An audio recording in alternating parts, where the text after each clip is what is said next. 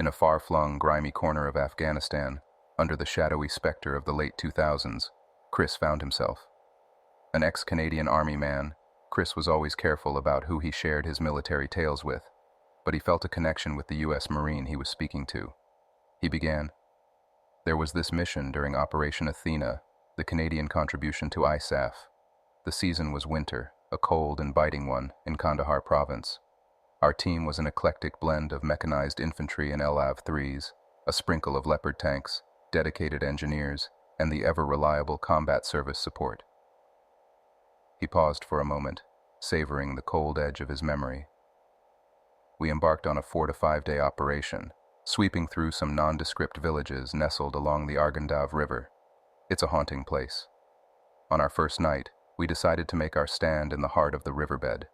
Believe it or not, that riverbed was barren then, about half a kilometer in width. It was the ideal location, you see. Stationed in the middle, you'd have a pristine view several hundred meters on both sides. Any rogue elements trying to approach under the shroud of darkness would be detected. Chris's eyes glinted with a mix of nostalgia and dread. For security during these transient halts, our strategy was simple. We'd form a robust circle, our tanks and LAV-3s facing outward like a protective barrier, while the support vehicles nestled safely within. Think of it, 20 battle-hardened vehicles in a fortress-like circle, with strategic points at the top, bottom, left, and right, always vigilant, always watching. This rotational vigilance ensured that while some of us could afford a few moments of sleep, others stood guard, their thermal imagers hunting for the tiniest hint of an enemy. He leaned forward, his voice dropping to a conspiratorial whisper. Once we'd established our perimeter, and as night crept closer, sealing the world in darkness, the radio crackled with our watch schedule. Turned out, our slot was an hour away. The inside of a LAV, ever been in one? It's spacious in its own way, benches aligning both sides. While the infantry chose the rough embrace of a shallow ditch for their sleep, we, the gunner and I, took refuge inside, away from the dust and dirt of Afghanistan. The Marine was now entirely engrossed, hanging on to every word as Chris continued. The hour approached, but about 30 minutes before our watch, an eerie sensation took over. The unmistakable noise of someone clambering onto our LAV. Now, even though it's a heavy-duty machine, you can feel these things. Anticipation turned to anxiety. Who was it? Another checkup? Or something more sinister?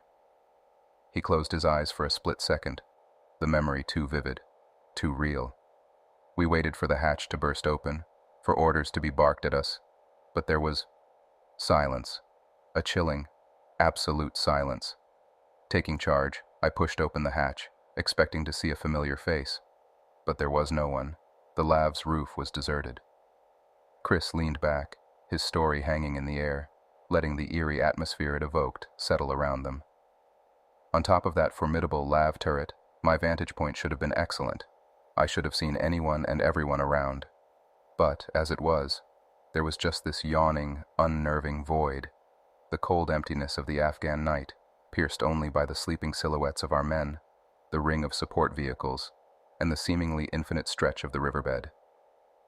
A desolation in which not a soul stirred, and yet someone had climbed our LAV.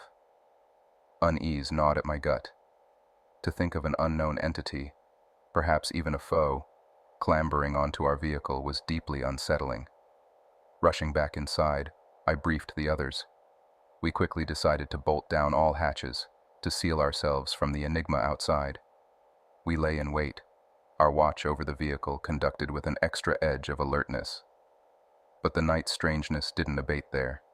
Come morning, as our company navigated to the first village we intended to sweep, the driver beckoned us with a tale. Last night, he began, a visible shiver running down his spine. I was engrossed in a movie on my laptop, trying to forget the cold and the eeriness when I felt a hand, a real hand, brushing through my hair. His voice faltered, but no one was there. I exchanged a skeptical look with the gunner, thinking this to be a mere add-on to the previous night's incident. But looking into the driver's eyes, I saw real fear. We couldn't shake off the sensation that our LAV, the very vessel meant to protect us, was haunted, Whispers emerged about trying to dig up the history of our vehicle, to know if any soldier, any previous occupant, had met a ghastly fate inside it. But deep down, we felt certain truths were better left buried. And thankfully, the remainder of our tour was devoid of any more eerie encounters.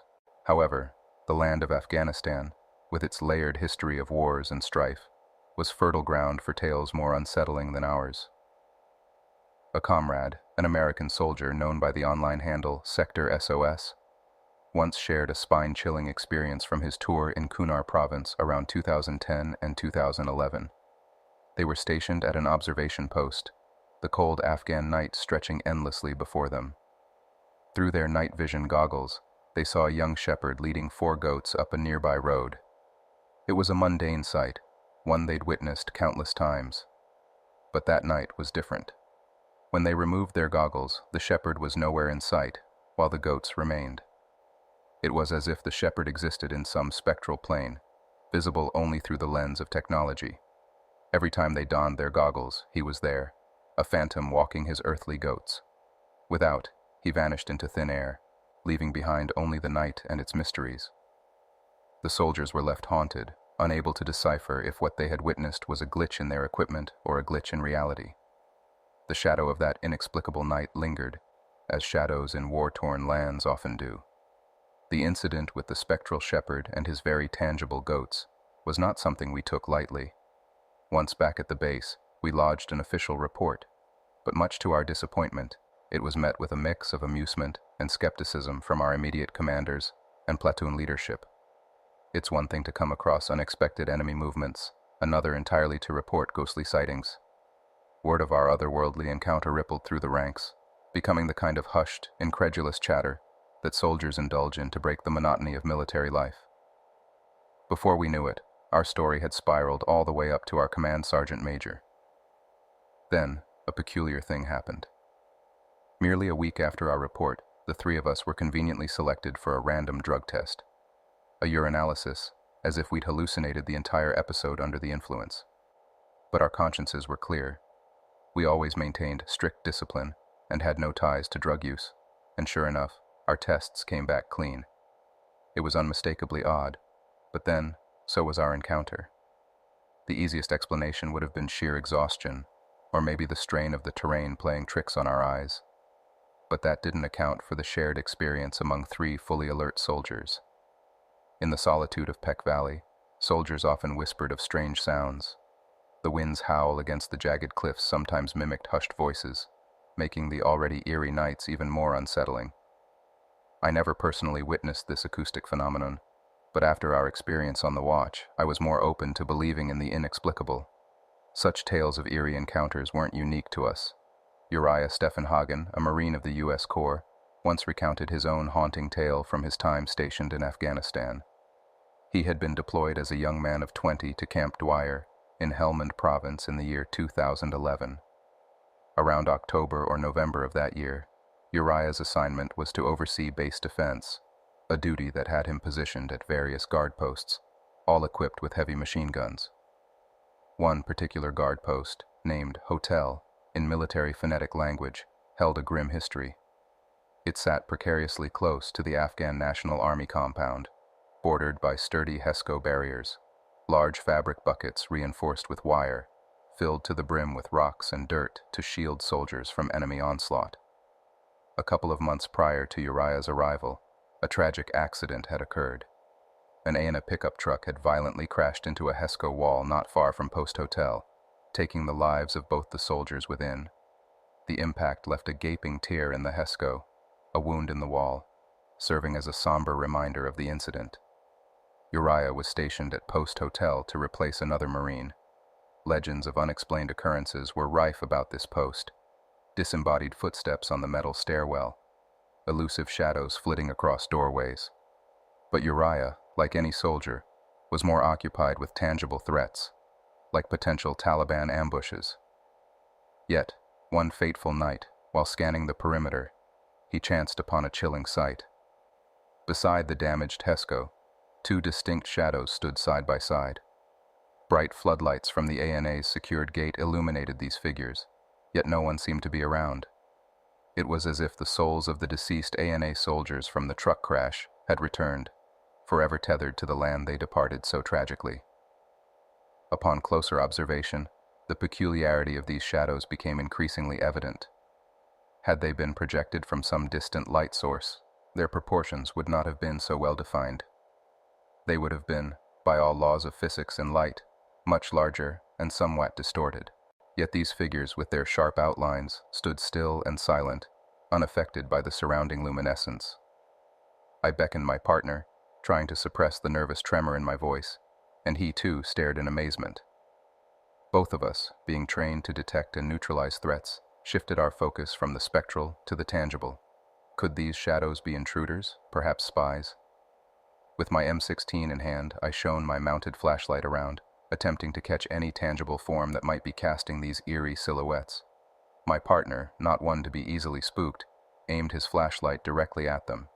Instead of disappearing, as one would expect with ordinary shadows, these ethereal figures remained. Yet they weren't solid. They bore the unmistakable hue and translucence of shadows. Disbelief overtook our heightened alertness. As we pondered over this strange occurrence, the two shadows began to move again. Not in the way humans walk with a discernible gait, but more like they were gliding gracefully over the ground. Thinking there might still be a security threat, my partner took the initiative to sweep the area. Returning moments later, he could only affirm that the surroundings were clear. Trying to dismiss the sighting as mere fatigue playing tricks on our senses, our resolve was soon tested. The shadows reappeared, retracing their earlier path, once again enveloping us in a sense of surreal intrigue. Eager to gather opinions, I relayed the occurrence to our fellow Marines stationed at other guard posts. I noted that this strange event had transpired roughly 15 minutes prior. One Marine, whose identity escapes me, had a religious bent, particularly towards Catholicism. He interrupted me with a perturbed tone. "Wait, you said this happened about 15 minutes ago?" After affirming the time, I glanced at my wristwatch, which eerily read exactly 3:15 in the morning. My long-standing belief in the supernatural now seemed less a distant fascination, and more an up-close reality. The spectral presence kept recurring intermittently until 4 in the morning, further cementing our belief that these could indeed be the restless spirits of the two ANA soldiers who tragically lost their lives. The following evening, I narrated the tale to a fellow Marine from my previous post, Delta. Skeptical, yet curious, he proposed a switch so he could see for himself. Williams, as he is called, for anonymity, I'll refrain from using his full name, and I took over from the outgoing shift.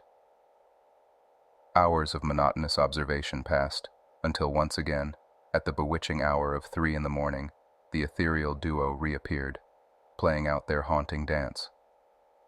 Although puzzled, Williams wasn't as shaken as I had been. Dismissing the shadows, he decided to catch a short nap, leaving me to continue the watch. But the night had more in store for us. As Williams was drifting into slumber, a sudden, loud clang reverberated through the guard post, as if a heavy rod had struck one of its metal beams. Instantly alert, Williams, rifle in hand, descended the tower to investigate any potential threats. His search, however, was fruitless. While we attempted to brush it off as the structure settling or perhaps some loose equipment rattling, a repeat of the same jarring noise left us more perturbed than before. Relaying our experience over the radio side channel, the increasing alarm of our fellow Marines became evident. It wasn't just the shadows or the noise. Something wasn't right at Post Hotel. Amid this mounting tension, our radio began to falter, the signal weakening. Realizing we needed a battery replacement, I promptly radioed our corporal, requesting fresh batteries for our increasingly eerie outpost. As the corporal made his way up the stairs of our guard post, Williams intently watched his ascent. But as the corporal reached the top, a startled Williams asked if the sergeant was accompanying him. The corporal, slightly puzzled, responded that he was alone and that the sergeant was back at the command operations center. A visibly shaken Williams, a man usually notable for his deep skin tone, seemed to pale in the dim light. Taking a moment to compose himself, he explained that he had distinctly seen a shadowy figure trailing closely behind the corporal. The revelation sent a shiver down our spines. What Williams had witnessed had an uncanny realness to it, something tangible yet inexplicable. This experience cemented his belief in the eerie happenings we'd been recounting. The eeriness of Post Hotel, however, became too much for me, and I adamantly refused to be stationed there again. Instead, I found myself reassigned to Post Delta, hoping to find respite from these mysterious incidents. Days turned into weeks, and the supernatural occurrences seemed to subside, providing a much-needed reprieve. However, in the midst of this deceptive calm, a Marine named Kyle, with whom I have managed to maintain a lasting friendship, was stationed at Post Bravo. One evening, during a short break, he decided to indulge in a cigarette. As he relaxed, he noticed a peculiar disturbance in the sand beneath a section of barbed wire fencing. At first, he brushed it off as the usual disturbances created by desert jackals that occasionally roamed near our base. However, this dust disturbance took a more peculiar turn. It began to move and grow, taking on a humanoid shape, distinct legs, swinging arms, and an upright torso. Before Kyle could fully process what he was witnessing, the sandy apparition crossed the dirt path and dispersed into the wind. But Kyle's story was just one of many. Unsettling noises like unexplained bangs on portable toilets, mounted machine guns inexplicably pivoting on their stands, and other inexplicable occurrences became increasingly frequent. Another Marine and I once ruminated over these eerie incidents, speculating that perhaps the weight of Afghanistan's tumultuous history, from the days of Alexander the Great to the Soviet occupation, and now, with the clash between the Taliban and the United States, had left an indelible mark. With so much blood spilled on this land, could it be that restless souls roamed its vast expanse, searching for solace? Conversations with our Afghan interpreters only deepened our convictions. They recounted tales of hearing echoes of battles fought during the Soviet invasion, even though decades had elapsed. One interpreter shared a personal story of a friend of his father who had lost his life fighting against the Russians. This man was reportedly seen after his demise, walking the streets of Kabul, and even going as far as to enter his own home to plant a tender kiss on his daughter's forehead before vanishing. These stories, shared by trustworthy individuals, only intensified the aura of mystery surrounding our deployment. However, upon my return to the U.S., I naively believed that I had left those supernatural encounters behind. Settling into my home on base with my wife and 2 dogs, I soon realized this was not the case. Every morning, like clockwork, I'd discover a pair of my wife's shoes, meticulously arranged in the shape of a cross, positioned directly beneath our bedroom doorway. Initially dismissed as the playful antics of our dogs, its recurrence made me question its origin. A lingering feeling of being watched, of never being truly alone, plagued me. It was as if a fragment of that ancient land, with all its memories and spirits, had clung to me, making its presence felt in the sanctity of my own home. In the stillness of the night, an all-encompassing darkness would envelope me. This sensation, though intangible, weighed heavily on my shoulders. So much so that it compelled me to always switch on lights whenever I entered any room, lest the foreboding shadows held something lurking just beyond my perception. The remnants of my deployment in Afghanistan cast long, ghostly shadows on my psyche, instilling in me an insurmountable fear of the quiet hours between 3 and 4 in the morning. I couldn't shake the feeling that these were the times when the supernatural might manifest itself again.